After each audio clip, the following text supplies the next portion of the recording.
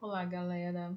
Continuando o nosso assunto acerca da atmosfera, hoje a gente vai falar um pouquinho mais sobre os efeitos nocivos da poluição atmosférica.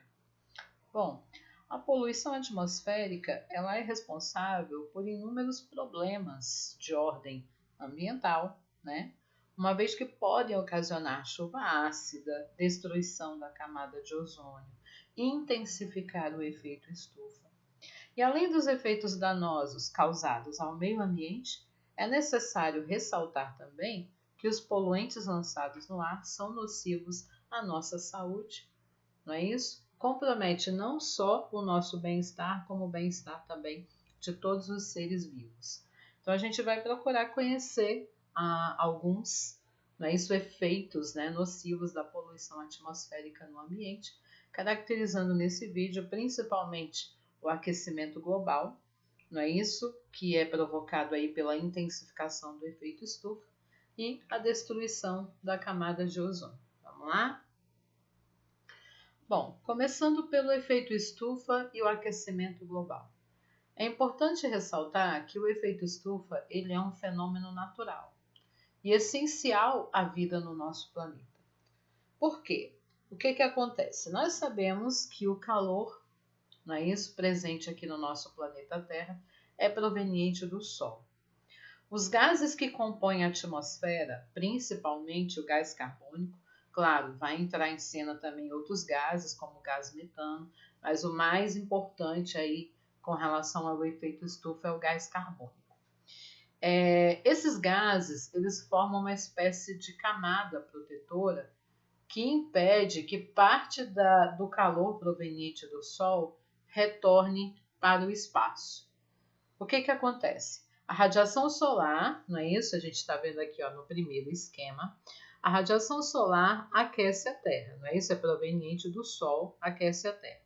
Gases como o gás carbônico, que é o mais importante, o gás metano, também participa do efeito estufa. Eles intensificam o efeito estufa e não permitem que o excesso de calor saia da atmosfera. Então, boa parte do calor proveniente do Sol é retida por essa espécie de camada protetora aí formado pelos gases atmosféricos, como o gás carbônico.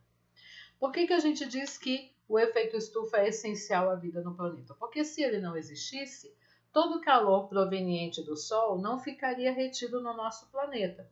Ele retornaria ao espaço, ou seja, não haveria calor aqui suficiente para a manutenção da vida. Então, ele é um fenômeno importante, ele precisa continuar acontecendo. Só que algumas atividades humanas têm intensificado o efeito estufa. Por quê? Porque tem aumentado a liberação dos gases que participam do efeito estufa. Principalmente, ressaltando novamente, o gás carbônico. Não é isso?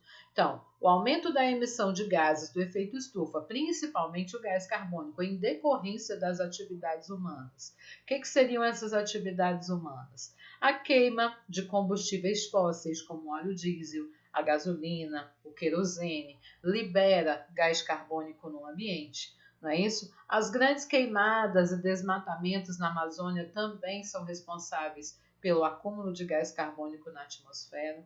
Tá? E uma série de outros fatores, né? A emissão de gás carbônico pelas indústrias, que também está ligado aí à questão da queima dos combustíveis fósseis.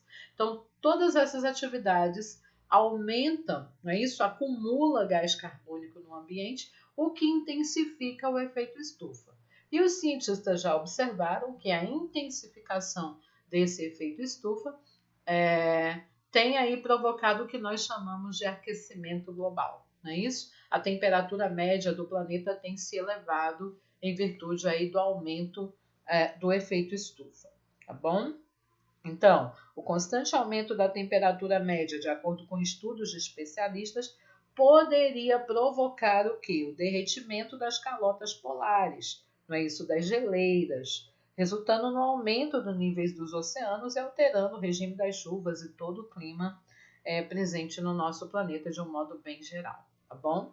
Então, a gente tem que procurar alternativas que diminuam a emissão excessiva de gases que intensificam o efeito estufa, como o gás carbônico. Bom, a gente precisa procurar estratégias para diminuir a emissão desses gases com o intuito de manter o efeito estufa sob controle e estar evitando ou retardando um pouquinho aí o aquecimento global, certo? Vamos lá. Aí, só ressaltando para vocês, falando um pouquinho sobre o Protocolo de Quioto. O que foi o Protocolo de Quioto? Ele foi um documento assinado, acordado por 84 países no ano de 1997, na cidade de Quioto, no Japão. Daí seu nome, Protocolo de Quioto. O objetivo dessa reunião desses países, desse documento, era que esses países eles tinham como meta reduzir a emissão de gases estufa na atmosfera, de gases que intensificam o efeito estufa. Eles tinham que criar alternativas para se adequar a essa nova situação. Não é isso? Ter o desenvolvimento econômico, mas sem gerar aí de maneira excessiva os gases provocadores do efeito estufa. Bom, tudo muito bonito no papel, Na realidade não surtiu muito efeito. Por exemplo, no ano de 2001, os Estados Unidos retiraram-se das negociações e em 2002 foi a vez da Austrália. A alegação de ambos os países é que eles teriam enormes prejuízos econômicos, uma vez que precisariam fechar indústrias para tentar se adequar aí ao protocolo de Quioto. É uma pena, porque os países industrializados são os que mais lançam poluentes atmosféricos, tá? Como os Estados Unidos, como a própria Austrália. Então, assim, a gente fica meio receoso, O que acontece? Aí a gente passa a se questionar, será que o desenvolvimento econômico vale a pena, tendo aí como contrapartida a destruição da natureza? Um ponto para a gente pensar, parar e refletir um pouquinho. Aí nós chegamos no outro problema, chamada de destruição da camada de ozônio. Como nós já sabemos, a camada de ozônio está presente principalmente na estratosfera, que é a segunda camada da atmosfera.